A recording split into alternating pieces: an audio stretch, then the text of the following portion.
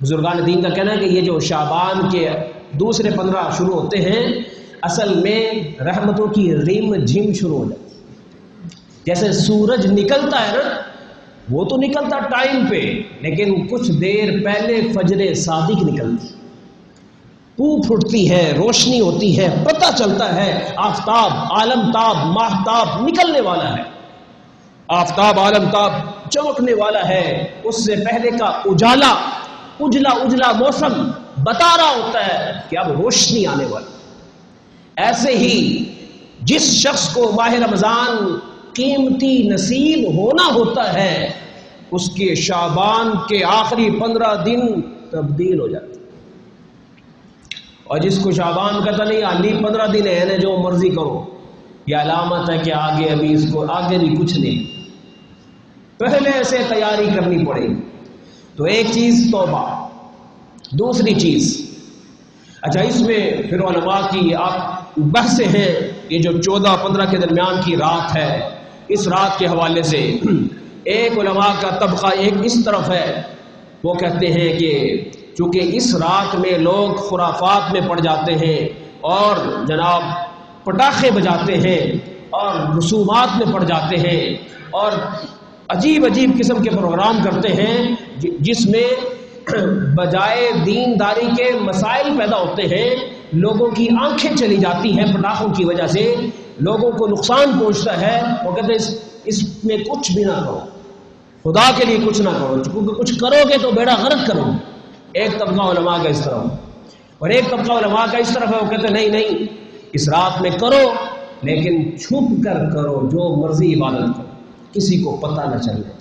تو اس لیے زیادہ معتمد قول یہی ہے کہ یہ رات قیمتی ہے لیکن دکھاوے کے اعتبار سے نہیں۔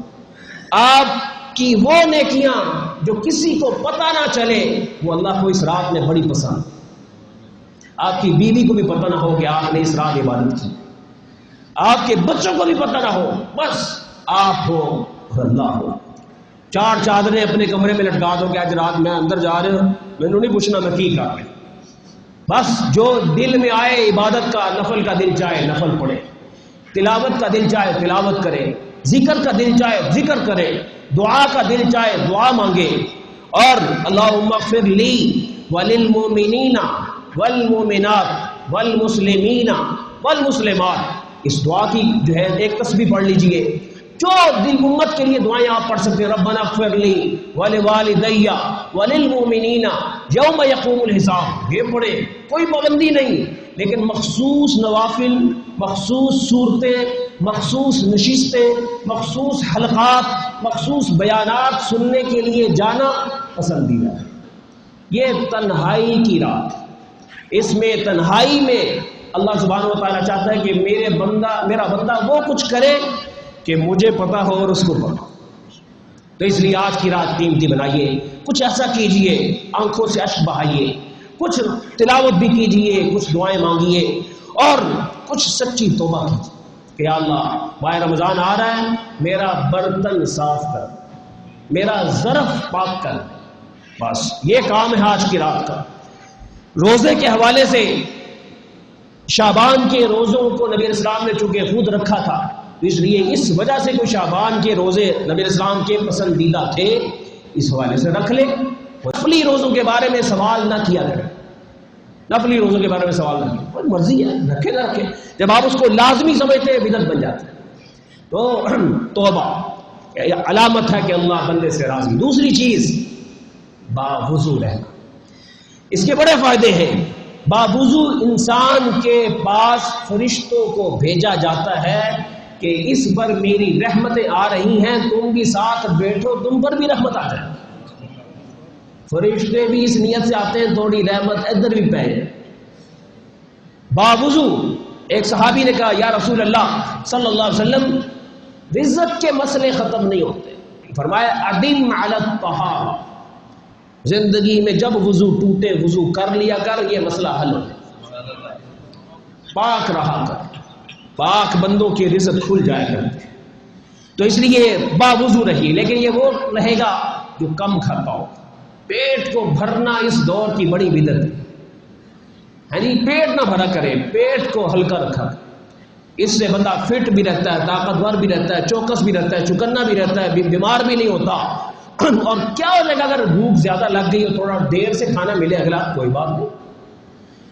یہ جو بھوک ہے نا، یعنی اندر کا برتن خالی ہو، تو خالی برتن بندے کو آخرت کی فکر دلاتا ہے، اور جس کو پتہ ہی نہیں کہ بھوک ہوتی کیا ہے اسے آخرت بھول جاتا ہے، وہ کہتا ہے میں دیکھی جائے گی آخرت دی، میں اچھی دو کچھ۔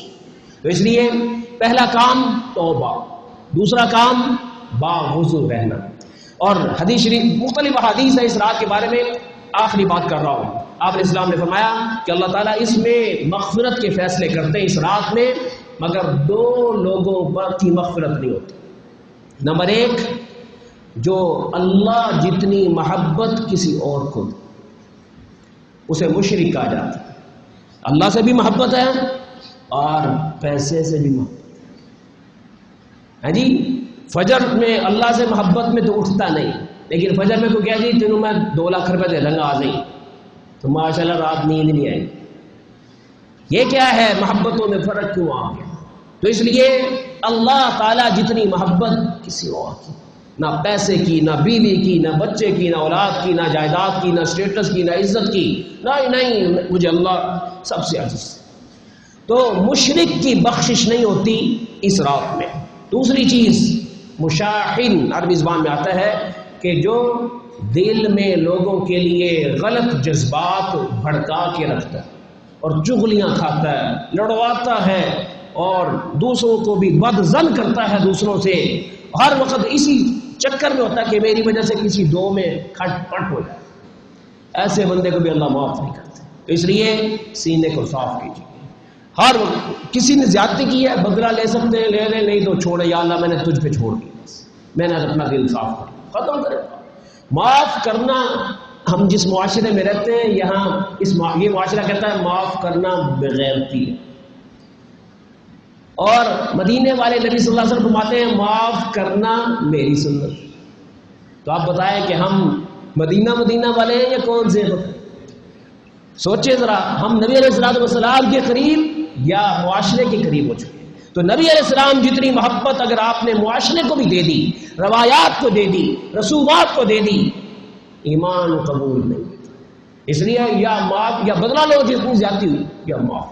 اللہ تعالیٰ مجھے اور آپ کو توفیق دے۔ پہلی چیز توبہ، دوسری چیز باوضو رہنا، تیسری چیز کھلے دل کے ساتھ دوسروں کے ساتھ رعایت کر دینا، درگزر کر دینا، معاف کر دینا۔